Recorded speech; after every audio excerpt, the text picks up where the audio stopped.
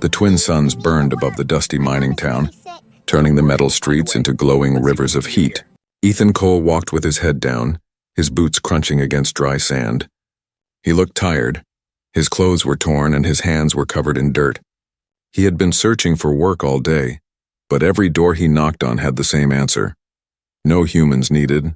He was the last human left in this part of the colony. Most humans had left after the Terran War ended. The alien employers said humans were too emotional, too stubborn, too much trouble. But Ethan didn't care about pride anymore. He only cared about his mother back home in a small shack near the junk fields. His mother lay on a thin bed, pale and weak. She had a sickness that alien doctors could cure. But the medicine cost more than Ethan could ever earn. He had sold everything, his tools, his bike, even his jacket now. He had only a few credits left and a desperate heart that refused to give up. He stopped by a broken vending unit and splashed some warm water on his face. He looked at his reflection in the cracked mirror. His brown eyes looked older than his years.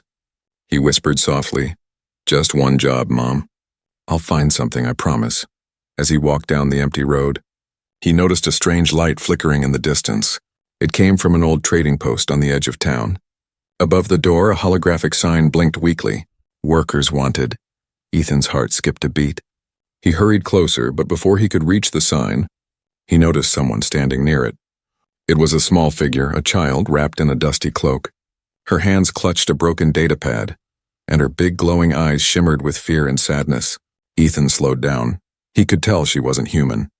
Her skin had a soft blue tint that caught the fading sunlight, and her silver hair was tangled and dirty. She looked lost, scared, and hungry.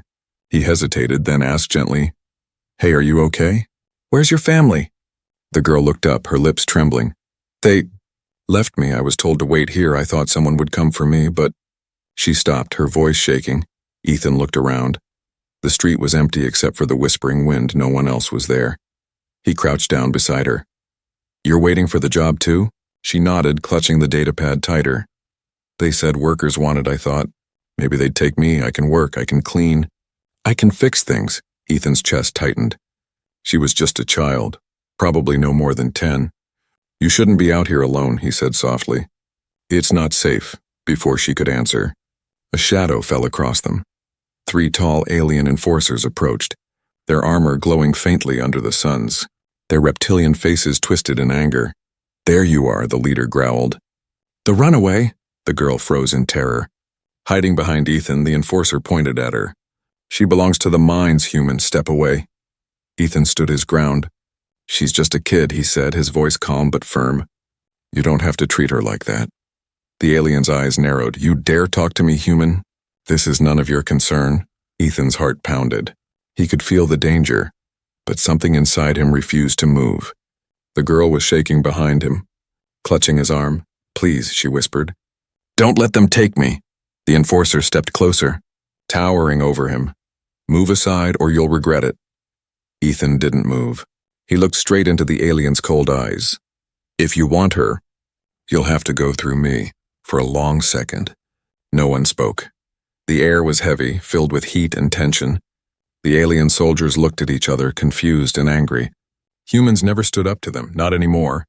Then one of them snarled, raising his weapon. A glowing baton sparked to life. "Foolish human," he hissed. "You'll pay for this." Before the strike came, Ethan grabbed a handful of sand and threw it into the alien's face. The soldier roared, blinded for a moment. Ethan grabbed the girl's hand and ran. They dashed through narrow alleys. Jumping over crates and debris, the girl stumbled, but Ethan pulled her along behind them. Angry voices shouted orders. Energy bolts burned through the air, hitting walls and trash piles. Finally, they reached an abandoned cargo shed near the junk fields. Ethan pushed the girl inside and closed the door quietly. Both of them breathed hard, sweat dripping down their faces. The girl looked up at him, tears shining in her glowing eyes. "Why did you help me?" "You don't even know me." Ethan sat beside her, trying to catch his breath. "Because no one helped me when I needed it," he said. "And I'm not going to let that happen to you." For a long moment, they sat in silence, listening to the sound of patrol drones humming in the distance. The girl curled up beside him, whispering softly, "My name is Lyra." Ethan looked down at her, a tired smile forming on his face. "I'm Ethan," he said quietly. "And from now on, Lyra, you're safe with me. Outside, The alien enforcers searched the dark streets, their scanners glowing red, but inside the shed, under the faint moonlight, a bond had begun, between a desperate human and a frightened alien girl, both running from a cruel world that had forgotten mercy, and neither of them knew that this small act of kindness would soon change the fate of an entire planet. The night air was cold and sharp, carrying the sound of distant patrol drones inside the old cargo shed. Ethan sat with his back against the metal wall, trying to calm his breathing. Beside him, the little alien girl, Lyra, slept with her knees pulled close to her chest. Her skin glowed faintly under the moonlight, a soft blue radiance that pulsed like a heartbeat. Ethan stared at her, wondering who she really was. No ordinary child had glowing skin or eyes that shimmered like liquid stars. He wanted to ask her, but she looked so peaceful that he didn't have the heart to wake her. He rubbed his face, exhaustion dragging down on him. He thought about his mother, lying weak and alone in their shack. What if she woke up and called for him? What if the fever returned? Guilt pressed against his chest. He had left her with no food, no medicine. Just hope, and hope didn't heal sickness. But when he looked at Lyra, he couldn't regret saving her.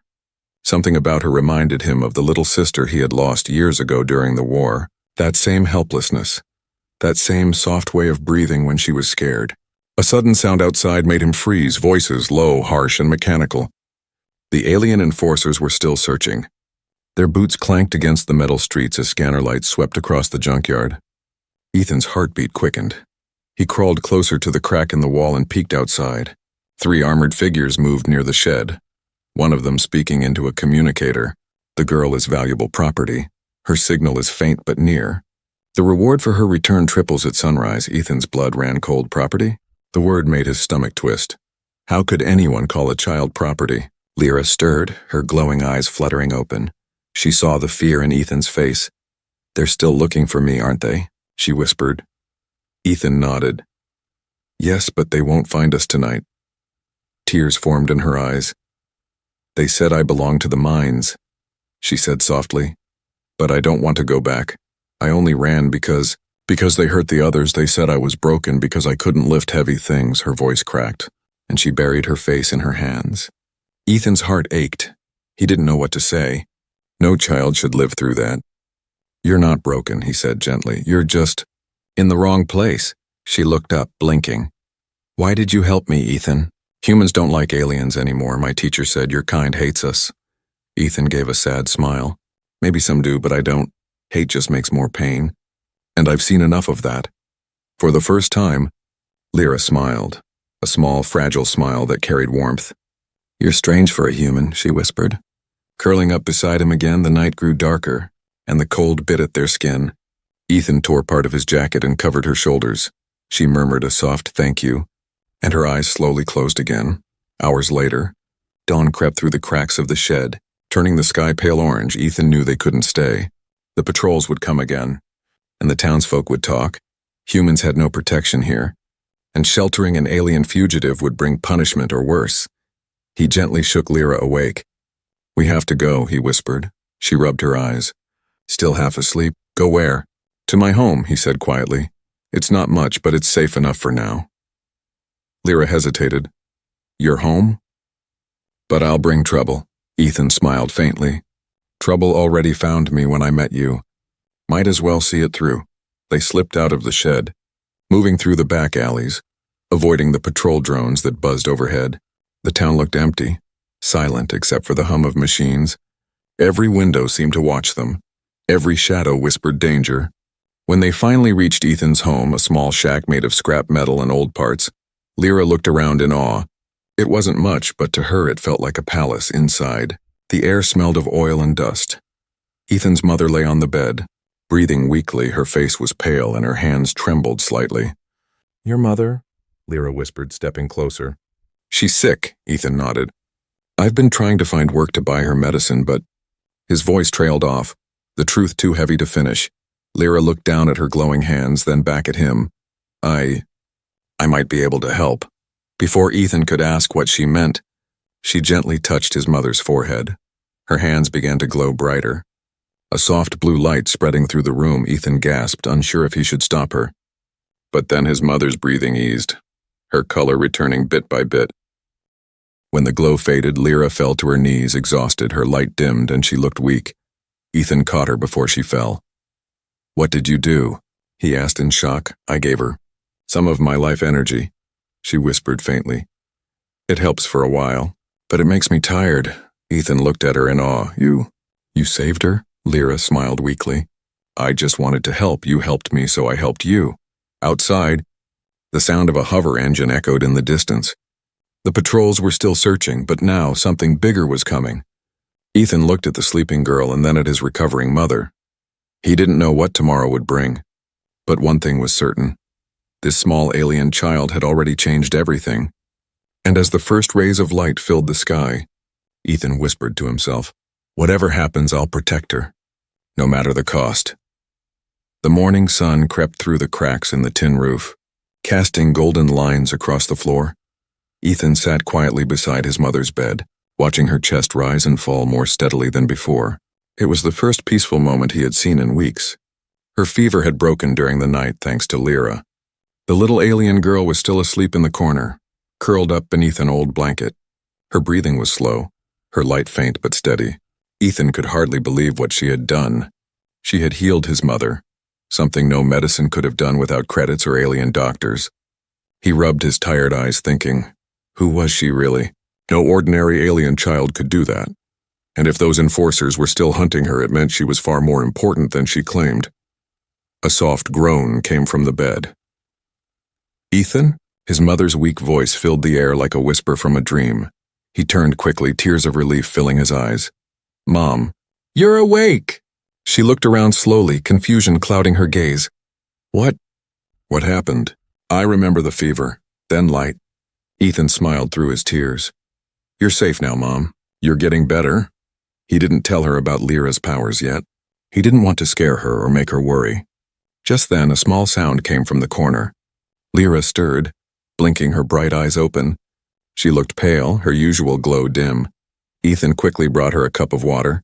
"Here, drink this," he said gently. She nodded weakly. Is she okay?" Ethan smiled softly. "You saved her, Lyra?" "You really did," Lyra smiled faintly, but her expression turned worried. "They'll find us soon. They can sense my energy when I use it," Ethan frowned. "Then we'll have to hide better." He looked around their small shack. It was too open. Too easy to find, he thought about the old storm bunker near the junk fields. Buried under metal and dirt, no one went there anymore. "I know a place," he said. "It's not much, but it'll keep us safe for a while." Before they could leave, a loud knock echoed through the metal door. Ethan's heart jumped. He motioned for Lyra to stay quiet. Then he opened the door just a little. Standing outside was his neighbor, an old alien named Kryn with sharp eyes and a thin smile. "Morning, Ethan," Kryn said casually, though his tone was anything but friendly. "Heard some noise last night. You've got visitors." Ethan forced a smile. "Just fixing something. That's all." Kryn's gaze drifted past him into the room, his nostrils flaring slightly as if smelling something unusual. "Strange," he said. "The patrols are still searching for a missing child. They say she's dangerous." His eyes narrowed. "If anyone's hiding her, there's a big bounty. Enough to feed a whole family for a year." Ethan's stomach tightened. "I wouldn't risk something like that," he lied calmly. "I've got my mother to think about." Kryn studied him for a moment longer, then smirked. "If you see anything, you know where to find me." When he left, Ethan quickly locked the door and turned to Lyra. "We have to go now." Lyra nodded, clutching the small satchel he had given her. "I'm sorry," she whispered. "I didn't mean to bring danger." Ethan shook his head. "You didn't bring danger, Lyra. You brought hope." They wrapped his mother in a blanket and carefully lifted her onto an old hover cart. Together they moved through the narrow paths between junk heaps, staying low whenever patrol drones passed overhead. The storm bunker was hidden beneath a pile of rusted engines. Ethan pried open the metal hatch, the smell of old air and dust rushing out. Inside it was dark but dry. He carried his mother down first, then helped Lyra climb in. When he finally shut the hatch, silence surrounded them. The bunker was small, with metal walls covered in faded warning signs. There was a table, a couple of chairs, and a broken generator that still hummed weakly. "This will do," Ethan said, lighting a small lantern. The soft glow reflected in Lyra's eyes. "We can stay here until it's safe." Lyra looked around curiously, touching the old walls. "It feels Peaceful here, she said softly. Like no one remembers it exists. Ethan smiled faintly. That's exactly why I picked it. As night fell again, Ethan and Lyra sat together near the lantern while his mother slept. He watched her as she tinkered with her datapad, its screen flickering faintly. You're good with machines, he said. Surprised, she shrugged shyly. My father used to teach me before they took me away. Ethan raised an eyebrow. Your father? He must be worried. Lyra looked down, her face shadowed by sadness. He's not allowed to worry about me. He's important, and I was just a mistake. Ethan's heart ached at her words. He wanted to ask more, but she looked too hurt. Well, he said softly, you're not a mistake to me. She looked up, her eyes shining. Thank you, she whispered outside. The sound of engines roared in the distance. The patrols were back. Searching the area near the junk fields, Lyra looked frightened. But Ethan placed a reassuring hand on her shoulder. We'll be fine, he said quietly. They won't find us here, but deep inside. Ethan knew this peace wouldn't last. The aliens wouldn't stop looking for her, not until they found what they were after. And as Lyra drifted to sleep beside his mother, Ethan looked toward the hatch above them and whispered, I don't know who you are, Lyra, but I'll keep you safe. Even if the whole galaxy comes after us. The lantern flickered softly, casting warm light across the cold metal room. In that small hidden place, a fragile family had formed, a human son, a sick mother, and an alien child bound together by kindness and danger. But above them, in the dark skies of the colony, storm clouds gathered, bringing a new kind of threat neither of them could imagine. The next morning broke with an eerie silence. The usual sounds of traders shouting, machines rumbling, and children laughing were gone. The colony felt different, heavier, quieter, dangerous. Ethan could feel it in his bones before he even climbed out of the bunker. He peeked through a crack in the metal hatch. The streets were lined with armored patrols. Drones hovered above rooftops, scanning with red beams that cut through dust and fog. A huge banner hung across the marketplace, showing a glowing image of Lyra's face. The words beneath it made Ethan's stomach twist. Wanted stolen property of the Caldron Empire. He clenched his fists, rage rising in his chest. Property? How could anyone look at that kind, gentle child and call her that? Lyra sat quietly beside his mother, clutching the old datapad. They've found my signal, she said softly. When I used my healing power, it must have awakened their trackers. Ethan turned to her. We'll figure something out, he said, though his voice was tight with worry. I won't let them take you. Lyra looked at him, her glowing eyes filled with guilt. They'll hurt you if they find out you helped me, Ethan. You should leave me here. Ethan knelt in front of her and placed his hand on her shoulder. Listen, Lyra, I don't leave people behind. Not my mother, not you, not anyone. For a moment she didn't answer, but her eyes shimmered with tears. She nodded slowly. Then I'll trust you. They stayed hidden until nightfall.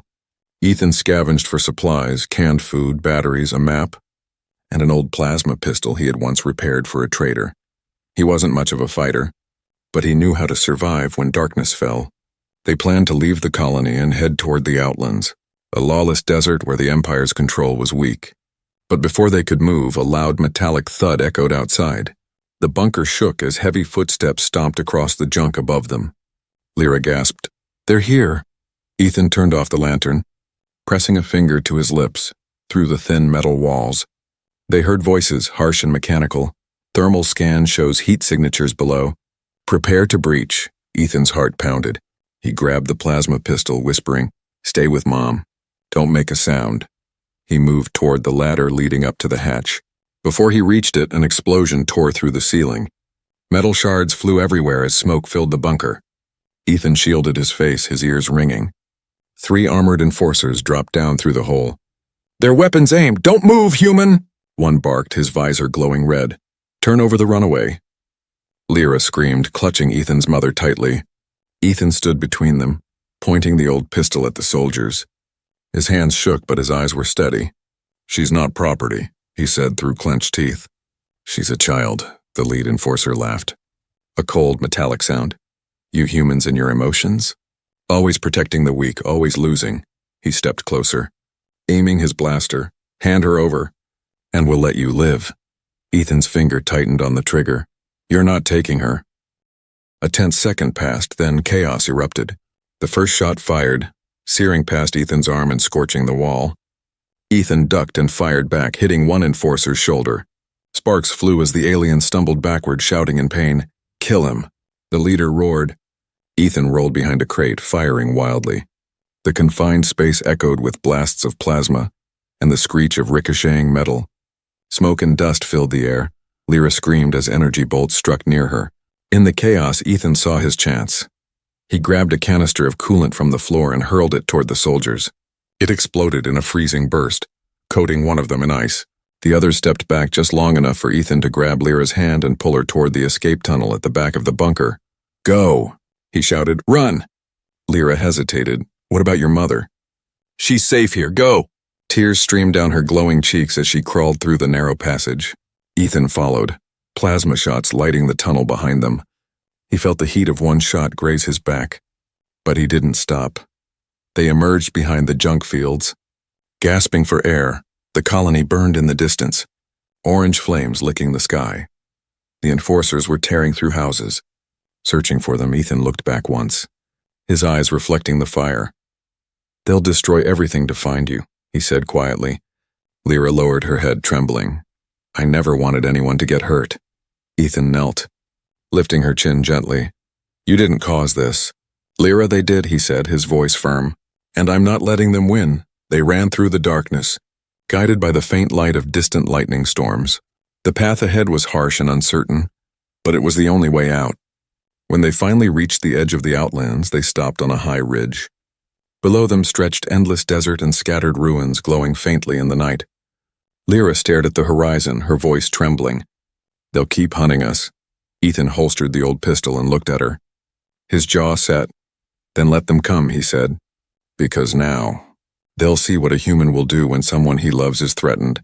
In that moment, Lyra saw something in his eyes, something the galaxy had long forgotten. A fire, a courage, a promise that would echo far beyond one small colony. And as they disappeared into the desert shadows, the first hunter ship began to descend from the clouds. The real chase had just begun. The desert stretched endlessly under the pale glow of the moons. The sands shimmered silver, hiding dangers beneath their quiet beauty. Ethan and Lyra trudged forward, their boots sinking into the soft dunes behind them. The colony burned, its lights fading like dying stars. Ahead of them lay only darkness and uncertainty. The air was thin and cold. The wind howled across the empty plains, carrying faint echoes of engines far behind. The hunters were still searching, but for now the distance gave them time. Ethan pulled his tattered scarf higher over his face and glanced at Lyra walking beside him. She looked exhausted, her steps small but steady. "You holding up okay?" he asked gently. Lyra nodded weakly. "I'm fine," she said, though her glowing eyes told a different story. "But I'm scared." Ethan looked at her and smiled faintly. "Good. That means you're still alive." Only fools walk through the outlands without fear. They reached a small canyon by dawn, where jagged rocks offered shade and shelter. Ethan guided her inside and scanned the horizon. No drones yet, no movement, just silence. He found an old metal crate buried in the sand and broke it open. Inside were a few old rations. Dry but edible. He handed one to Lyra. "Eat slowly," he said. "It's been out here longer than both of us." She smiled a little and took a small bite. "It tastes terrible," she muttered, making a face. Ethan laughed quietly, the sound echoing through the canyon. "Yeah," he said, "but terrible food still keeps you alive." They ate in silence for a while until Lyra spoke softly. "Ethan, I never said thank you." "For what?" he asked, leaning back against the rocks. "For saving me," she whispered. "For not leaving me behind like everyone else did." Ethan looked away, his eyes on the horizon. "You don't have to thank me. I didn't save you because I had to. I saved you because someone once did the same for me." Lyra tilted her head curiously. "Who?" "My father," he said quietly. "Back during the Terran War, I was just a kid. Our ship crashed during an attack. I was trapped. He stayed behind to pull me out while the enemy was closing in. He didn't make it, he told me. Never turn away from someone who needs you. I didn't understand it back then, but now, I think I do." Lyra listened silently, her glowing eyes soft with sadness. "He'd be proud of you," she said. Ethan smiled faintly. "I hope so." Suddenly, A low rumble shook the ground. The sound of engines deep and heavy. Dust rose from the horizon. Hovercrafts. Heading their way, Ethan's eyes widened. "We've got to move," he said quickly. Grabbing his pack, they climbed out of the canyon. Running across the dunes, the sound of the hunters grew louder. Beams of light cutting across the sky. Energy blasts hit the sand behind them, exploding in bursts of blue fire. "Run, Lyra!" Ethan shouted, pulling her behind a rocky ridge. The air filled with heat and static. Drones circled above, scanning for life signs. Lyra closed her eyes, breathing quickly. "I can hide us," she whispered. Her body began to glow faintly. The air around them shimmering. Ethan felt the static vanish. The drones flew right over them without slowing down. Their scanners flickered and turned away. When the light faded, Lyra fell to her knees. Drained and trembling, Ethan caught her before she hit the ground. "You did good," he whispered. "You saved us." She looked up at him weakly. "I can only do that for a short time." "It takes too much energy," Ethan nodded. "That's enough." "You bought us time." They stayed hidden until the sky turned red with sunset. The hunters moved on, unaware of how close they had been. Ethan built a small campfire from dry wood he found buried in the sand. Lyra sat beside it, watching the flames dance. "Is this what humans do when they're not fighting?" she asked, her voice curious. Ethan smiled. "Yeah, we sit by fires, tell stories, dream about things we'll never see." Lyra tilted her head. "Tell me one," Ethan thought for a moment. Then began. "Back on Earth before the wars, there were places where trees touched the clouds and oceans stretched farther than you could see. The air smelled like rain, not metal, and people didn't hate each other just for being different." Lyra listened with wide eyes. "It sounds peaceful," she said softly. "It was," Ethan said. "Maybe one day." "It will be again," she smiled faintly. "If I ever get to see it, I'll plant flowers there." "Blue ones like my skin," Ethan laughed quietly. "Then it'll be the most beautiful place in the galaxy." For a moment, the world around them felt calm. The fire crackled softly, and the wind carried the scent of warmth instead of fear. But then in the distance, the night sky lit up with streaks of light, ships descending from orbit, more hunters, faster and stronger. Ethan's jaw tightened. He looked at Lyra, who now stared at the ships with wide, frightened eyes. "They won't stop," she whispered. Ethan stood, checking the pistol's charge.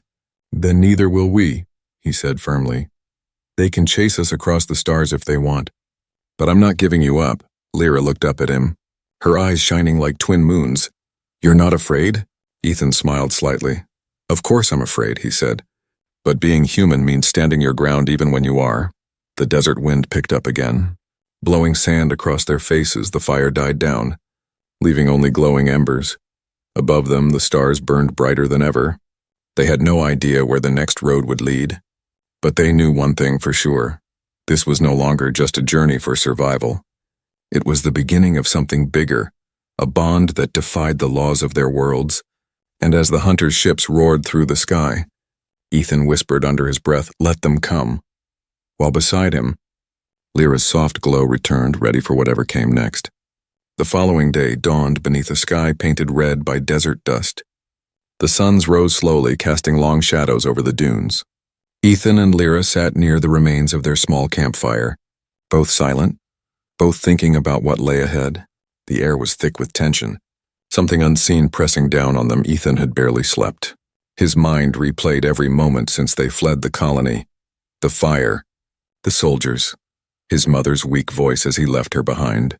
And through it all, one question haunted him. Who is Lyra really? She sat across from him, carefully cleaning her broken datapad. Her glowing hands moved with strange precision every time she touched it. Faint light spread through the circuits. Ethan finally spoke. "You never told me what they meant when they called you property." Lyra froze. Her eyes flickered with uncertainty. "Because if I tell you," she whispered, "you might hate me." Ethan leaned forward. "Lyra, I've crossed half a planet with you. I fought soldiers and left everything I had behind. I deserve the truth."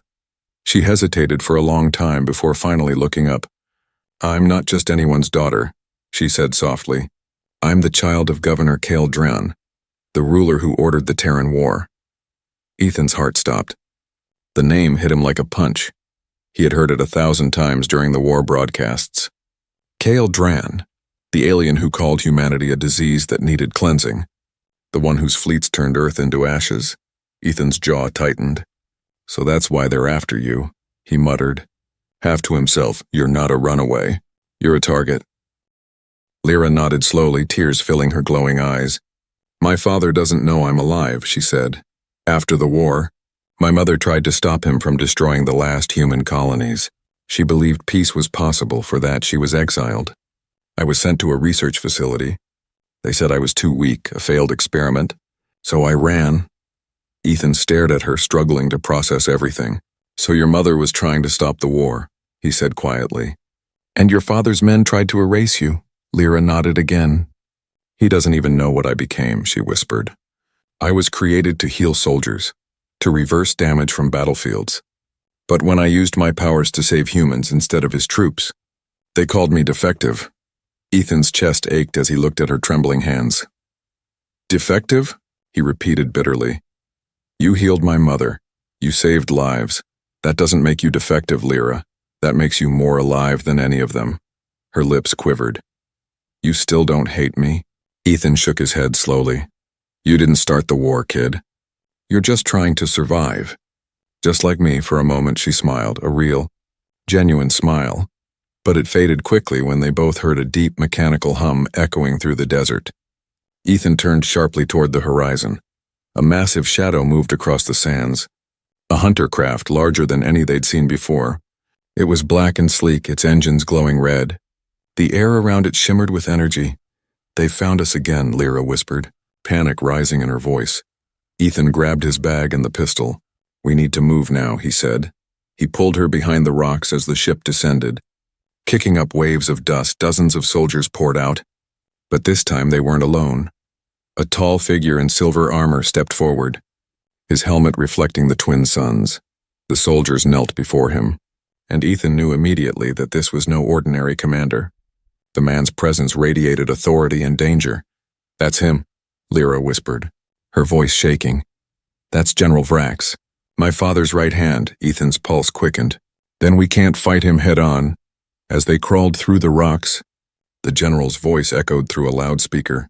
Lyra Kaldron, daughter of the Empire, surrender yourself. You have nowhere left to hide. Lyra froze, her breath trembling. He knows, she whispered. He knows who I am. Ethan grabbed her hand. Ignore him. He's just trying to scare you. But her voice broke. He'll kill you if I don't go. Ethan turned sharply, his voice firm. We've come too far for that. I didn't risk everything just to hand you back to monsters. Before she could argue, a blast hit nearby, sending them both sprawling. Sand rained down on them. Ethan coughed and pulled her up.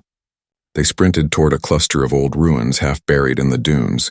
Blaster fire followed them, searing through the air inside the ruins. Ethan found an ancient control console covered in dust. He tried pressing buttons, but nothing worked. Lyra stepped forward, placing her glowing hand on it. The machine whirred to life, lights flickering faintly. It's Terran technology, she said, surprised. Older than the war? The console projected a small hologram, maps, coordinates, and a signal labeled Ark Haven. Ethan's eyes widened. A refuge? Lyra nodded slowly. It must be a human outpost, hidden deep in the outlands. Outside, explosions thundered closer. The ground shook as the general's soldiers advanced. Ethan grabbed her hand. Then that's where we're going. Lyra looked scared but determined. If we make it there, she said softly, maybe we can end this. Ethan met her gaze. We're not just running anymore, he said. We're fighting back. As they slipped into the tunnels beneath the ruins, the general's troops swarmed above, unaware that their prey had just discovered something powerful, something that could change everything. And far away, deep in the Empire's capital, Governor Kaldron himself looked up from his throne as a distant alert flashed across his command screen. Signal detected. Lyra Kaldron, alive. His eyes narrowed, and his voice echoed coldly. Find her. The hunt was no longer about a fugitive. It was about a daughter, a secret, and a truth that could shatter the galaxy's fragile balance. The underground tunnels stretched endlessly, their walls carved from ancient stone and rusted metal. Ethan and Lyra moved quickly, the faint blue glow from her hands lighting the dark path ahead. Behind them, the echo of distant explosions faded into silence. For the first time in days, they could finally breathe. Ethan slowed his pace. Panting, "You okay, Lyra?" She nodded, her glow dim but steady. "Yes, but we can't stop. The coordinates are close." They followed the holographic map from the old console until the tunnel opened into a massive chamber. What they saw made Ethan's jaw drop. An entire human facility buried beneath the desert. Huge metal doors stood half open, and beyond them lay a forgotten city of silver towers and dormant lights. "Arkhaven," Ethan whispered, awe in his voice. "It's real." Lyra stepped forward, her hand brushing against a broken console. "This place, it feels alive," she murmured, placing her palm on a glowing panel. The entire chamber flickered to life. Lights hummed, ancient machines roared awake. Dust lifted as energy pulsed through the floor. A soft voice echoed through hidden speakers. "Welcome, human command signature, recognized." "Ethan Cole, lineage of Terran survivor class." Ethan froze. "It knows me?" The AI voice continued. "This facility was designed to protect humanity's legacy. Access granted, status active. Screens lit up around them, showing files, holograms of humans, and a symbol of Earth, blue and white against the stars. Ethan stared at it, emotion rising in his chest. "We're not gone," he whispered. "We're still here." Lyra looked at him, smiling weakly. "You humans never give up." Before he could answer, the ground trembled. Alarms flared across the chamber, and a loud metallic voice filled the air. "Unauthorized signal detected, approaching from orbit." Ethan turned to the screens. His blood ran cold. Dozens of alien ships were descending. The Kaldron Empire had found them. "They're coming," Lyra said, her voice trembling. "They'll destroy this place." Ethan clenched his fists. "Not while I'm still breathing." He rushed to the main console, scanning through the systems. "There has to be defense weapons here, something," he muttered, typing rapidly. The AI responded, "Weapons offline, but defense protocols may be restored manually through the central core." Lyra's glow brightened slightly. "I can reach it faster," she said. "The machines respond to energy like mine." Ethan looked at her in shock. "You'll drain yourself again, you could die." She shook her head gently. "I was made to heal, not to destroy, but maybe this once I can do both." Before he could stop her, she ran toward the heart of the chamber, a giant crystal-like structure surrounded by broken cables. She placed her glowing hands on it, energy rippling through her body. The machines groaned and shuddered, lights surged, and ancient defense towers rose from the ground. Outside, the alien fleet began its attack. Blinding beams struck the desert, sending shockwaves through the sand. The buried city trembled under the assault. But suddenly, the defense towers came to life. Launching bursts of blue plasma into the sky, Ethan watched from the console, shouting over the noise, "It's working!" "Lyra, you're doing it!" But Lyra didn't answer. Her light grew brighter, almost blinding. She was giving everything she had. Her voice echoed faintly through the room. "Ethan, promise me something." He ran toward her, fighting against the wind of surging energy. "Anything," he shouted. "If I don't make it," she whispered, "tell my father. Tell him I wasn't his weapon. Tell him I chose to be more." Ethan grabbed her shoulders, shaking his head. "No, you'll tell him yourself." But the light exploded outward, filling the entire chamber. The alien ships in the sky flickered and crashed one by one. Systems fried, engines died, and silence followed. When the light faded, Lyra collapsed into Ethan's arms. Her glow was gone, her skin pale and cold. Ethan held her close, tears falling onto her cheeks. "Lyra, stay with me," he whispered. "You did it. You saved us." She opened her eyes slightly, a faint smile on her lips. "Humans, always stubborn," she murmured. "That's why I like you." Her voice faded and her hand went still in his. Ethan sat there for a long moment, holding her, surrounded by the hum of machines and the quiet after the storm. Then a shadow moved in the doorway.